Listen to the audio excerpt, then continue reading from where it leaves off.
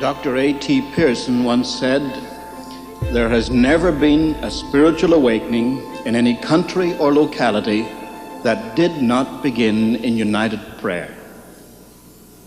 I'd like to talk to you today about what God has done through concerted, united, sustained prayer.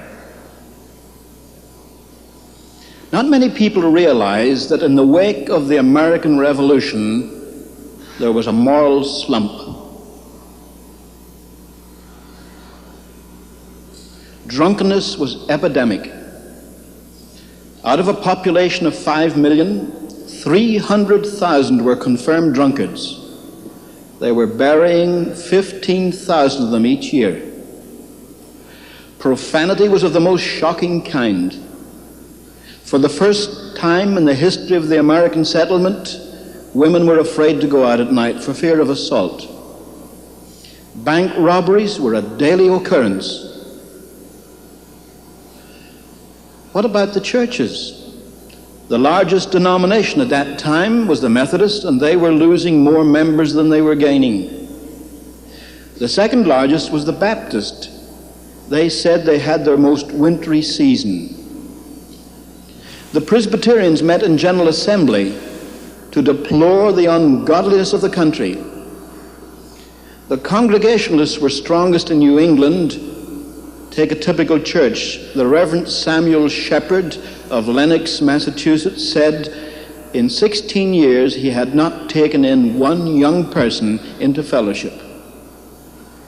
The Lutherans were so languishing, they discussed uniting with the Episcopalians, who were even worse off. The Protestant Episcopal Bishop of New York, Bishop Samuel Provost, quit functioning. He had confirmed no one for so long, he decided he was out of work, so he took up other employment. The Chief Justice of the United States, John Marshall, wrote to the Bishop of Virginia, Bishop Madison, and he said, "The church is too far gone ever to be redeemed." Voltaire said, "Christianity will be forgotten in 30 years' time," and Tom Paine preached this cheerfully all over America. In case you think it was the hysteria of the moment, Kenneth Scott Latourette, the great church historian, said, "It seemed as if Christianity were about to be ushered out of the affairs of men. The churches had their backs to the wall. It seemed as if they were about to be wiped out." How did God change that situation? It came through the concert of prayer. I must go back a little. There was a Scottish Presbyterian minister in Edinburgh called John Erskine. He wrote a memorial, he called it, pleading with the people of Scotland and elsewhere to unite in prayer for a revival of religion. He sent a copy of his little book to Jonathan Edwards in New England. That great theologian was so moved, he wrote a response which got longer than a letter, and finally he published it as a book. If my memory serves me right, the title of the book was as follows: "A humble attempt to promote explicit agreement and visible union of all God's people in extraordinary prayer for the revival of religion and the advancement of Christ's kingdom." That was the title of the book, not the book itself. Nowadays, titles are often unrelated to the contents. If you study weather, you're interested in meteorology, you don't read Gone with the Wind. It has nothing to do with weather. But in those days, a title was more like a synopsis of what was in the book. But don't miss the message of the title. A humble attempt, that was New England modesty, to promote explicit agreement and visible union of all God's people in extraordinary prayer for the revival of religion and the extension of Christ's kingdom. That's what's missing so much from all our great evangelistic efforts. We must have explicit agreement and visible union of God's people in extraordinary prayer. Now, this movement began in England through William Carey and Andrew Fuller and John Sutcliffe and others. They started what the British called the Union of Prayer. And the year after John Wesley died, the Second Great Awakening began and swept Great Britain. There isn't time to give you the details of that. But in New England, there was a man of prayer named Isaac Backus, a Baptist pastor. And in 1794, when conditions were at their worst, he sent out a plea for prayer. Take the colleges at that time. They took a poll at Harvard and they discovered not one believer in the whole student body. They took a poll at Princeton, a much more evangelical place. They discovered only 2 believers in the student body and only 5 that didn't belong to the filthy speech movement of that day. Students rioted. They had a mock communion at Williams College. They had anti-Christian plays at Dartmouth. They burned down Nassau Hall at Princeton. They forced the resignation of the president of Harvard. They took a Bible out of a Presbyterian church in New Jersey and burned it in a public bonfire.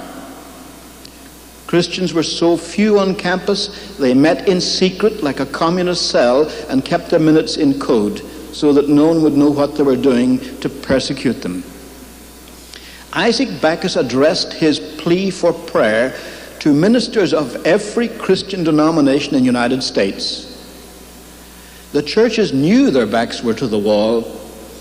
The Presbyterian synods of New York and New Jersey and Pennsylvania adopted it for all their churches. Bishop Francis Asbury adopted it for all the Methodists.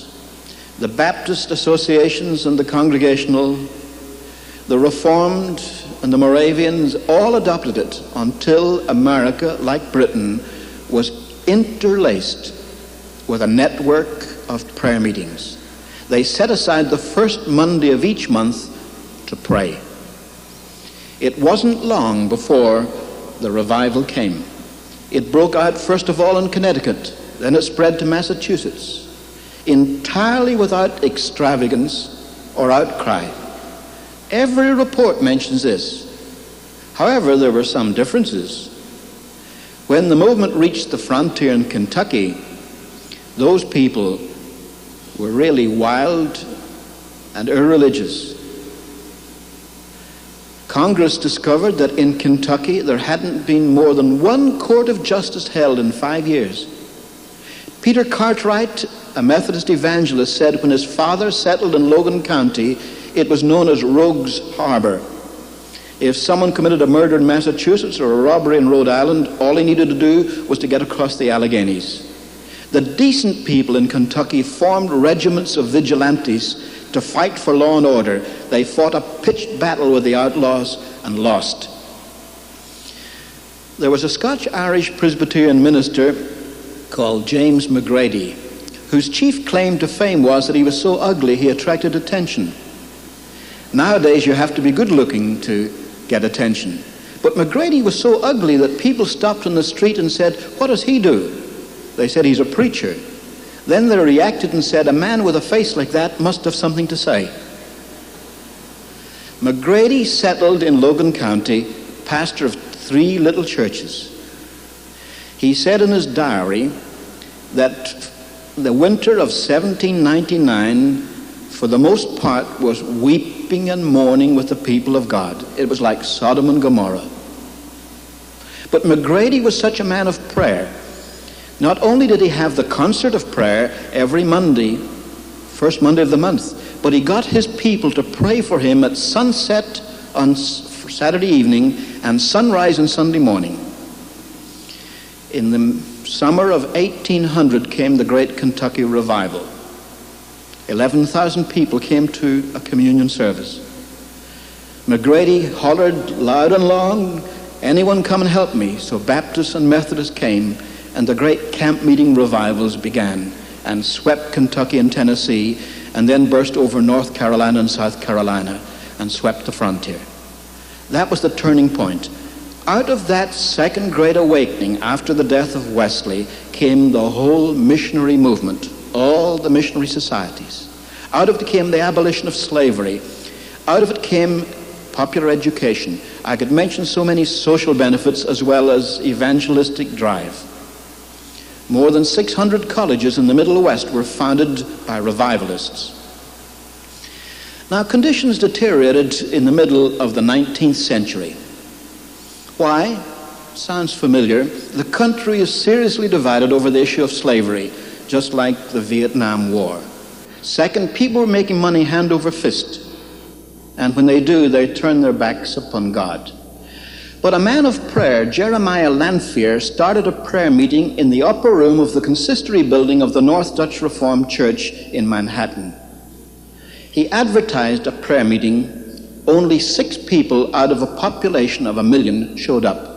But the following week there were 14 and then 23. Then they decided to meet every day for prayer. Then they filled the Dutch Reformed Church, then the Methodist Church on John Street, then Trinity Episcopal Church at the corner of Wall Street and Broadway.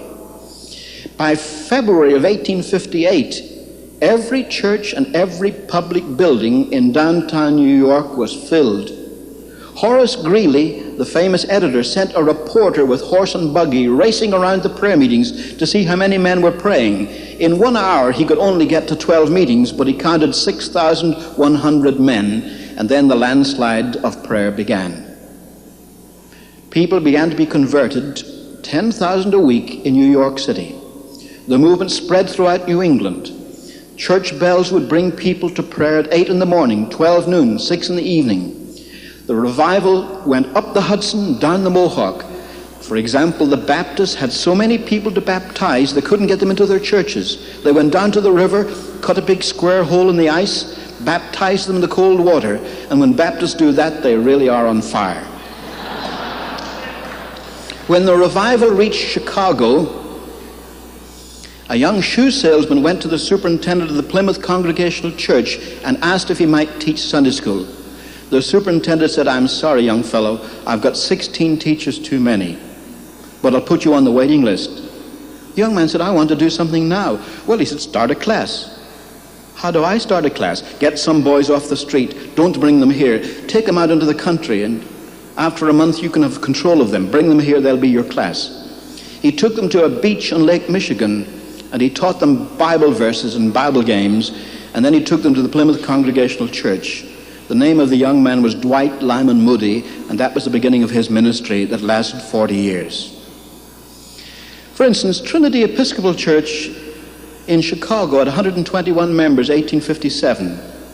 1860, 1,400. This was typical of all the churches. More than 1 million people converted to God out of a population of 30 million in 1 year. And that revival jumped the Atlantic, broke out in Northern Ireland, in Scotland, in Wales, in England, South Africa, South India. Anywhere there was an evangelical cause, there was revival, and its effect was felt for 40 years. It began in a movement of prayer. It was sustained by a movement of prayer. Now that movement lasted a generation, but at the turn of the 20th century, there was need of awakening again. There were special prayer meetings at Moody Bible Institute, at the Keswick Convention in England, in Melbourne, in the Nilgiri Hills of India, at Wonsan in Korea. All around the world, people were praying that there might be another great awakening in the 20th century.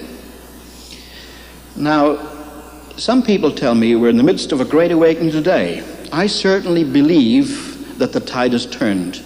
I certainly believe that we're on the move again, but I don't think we've reached anywhere like what God has done in the past. Let me give you 2 examples. First of all, take student world. One of the leaders of the revival of 1905 was a young man called K.S. Latourette, who became the famous Professor Kenneth Scott Latourette. He said when he was at Yale in 1905, out of the student body, 25% were enrolled in prayer meetings and Bible studies. Now, I live next door to UCLA. There's a population there of 36,000. I don't believe there are 9,000 enrolled in Campus Crusade, InterVarsity, Power and Light Company, and the other evangelical groups, or in all the church groups put together. We haven't reached that yet.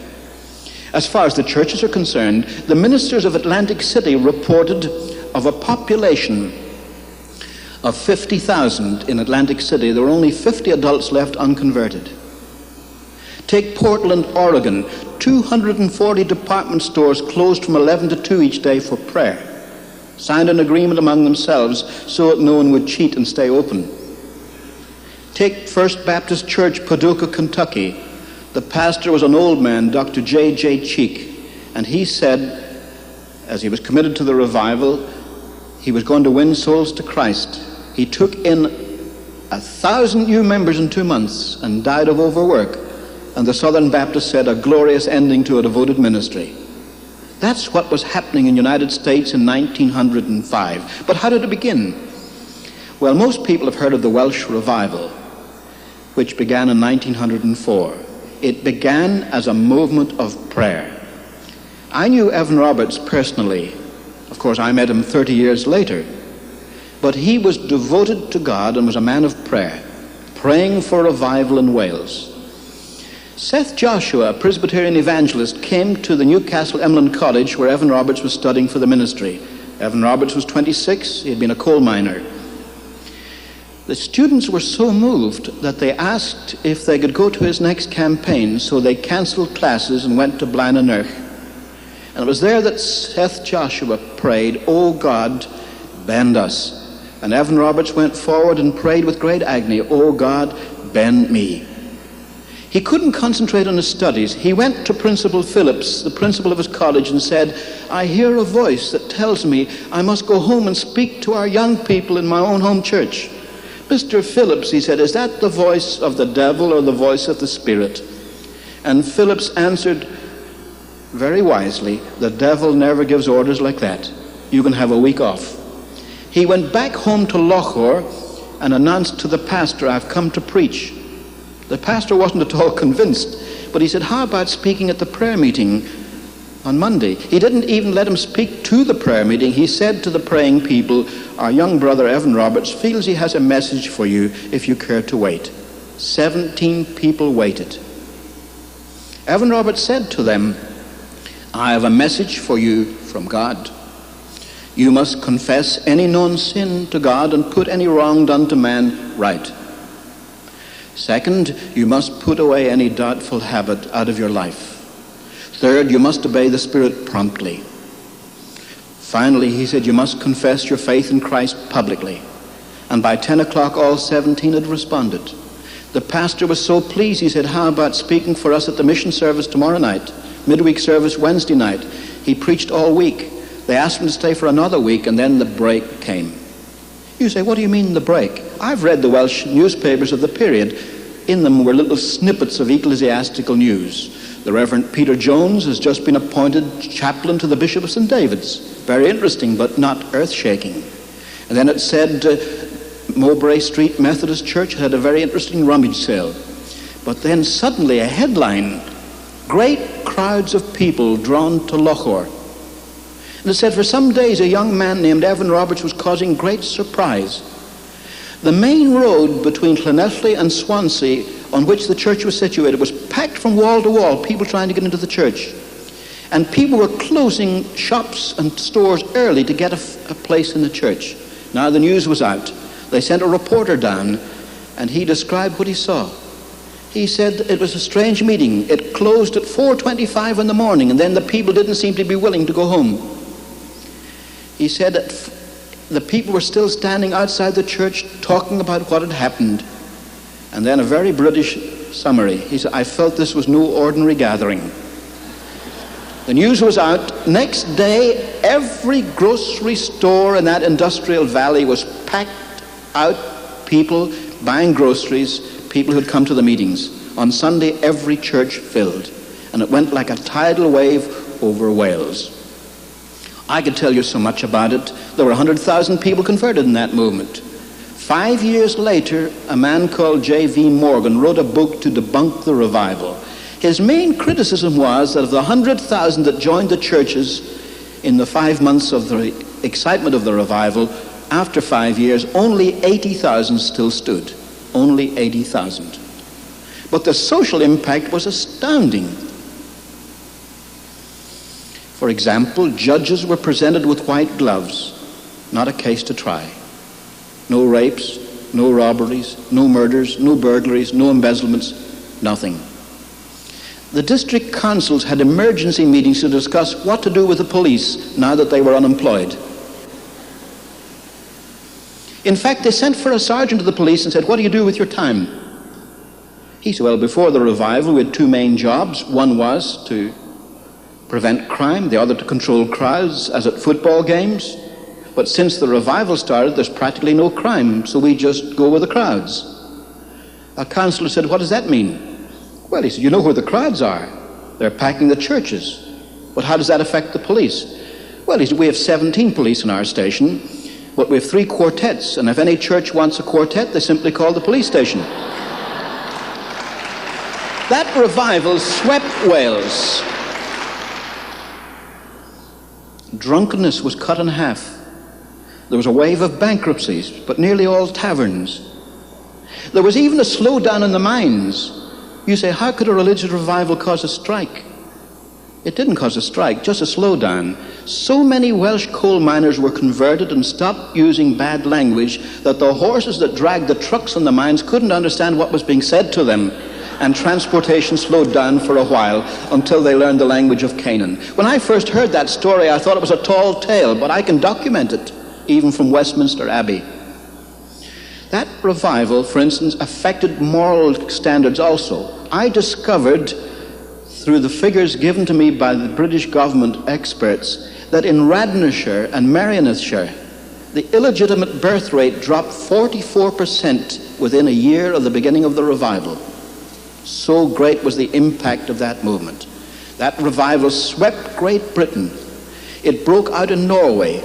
It so moved Norway that the Norwegian Parliament passed special legislation to permit laymen to conduct Holy Communion because the clergy couldn't keep up with the number of converts who wanted to take Holy Communion. It swept Sweden and Denmark and Germany, Canada from coast to coast, all of the United States, Australia, New Zealand, South Africa, East Africa, Central Africa, West Africa, North Africa, Brazil, Mexico, Chile. I could talk, well, in fact, I teach a course on this. Here's the interesting thing. Until 1973, no one ever knew about the extent of that revival until I published my book, The Flaming Tongue. And it began through a movement of prayer. It began with prayer meetings all over the United States. And soon there came the great time of harvest. So what's the lesson we can learn? It's a very simple one. It's that familiar text. If my people called by my name shall humble themselves and pray and seek my face and turn from their wicked ways, then I will hear from heaven and will forgive their sin and will heal their land. What's involved in this? God expects us to pray. But we must not forget what Jonathan Edwards said when he said to promote explicit agreement and visible union of all God's people in extraordinary prayer. What do you mean by extraordinary prayer? When you find people getting up at 6 o'clock in the morning to pray, or having a half night of prayer till midnight, that's extraordinary prayer. When they give up their lunch time and go and pray at a noonday prayer meeting, that's extraordinary prayer. But it must be united and concerted. It doesn't mean that a Baptist becomes any less of a Baptist, or that an Episcopalian is less loyal to the 39 Articles, or that a Presbyterian turns his back on the Westminster Confession. Not at all. But they recognize each other as brothers and sisters in Christ, and they're prepared to pray together in concerted prayer that God may hear and answer. We haven't reached that stage yet. This National Conference on Prayer is unprecedented in some ways. It's a sign of the direction in which we're moving. It's what I call extraordinary prayer. But you folk who are here, those who listen to my voice, must take it back to your churches. And when they're prepared to set aside time to pray for a spiritual awakening, that's when God is going to answer.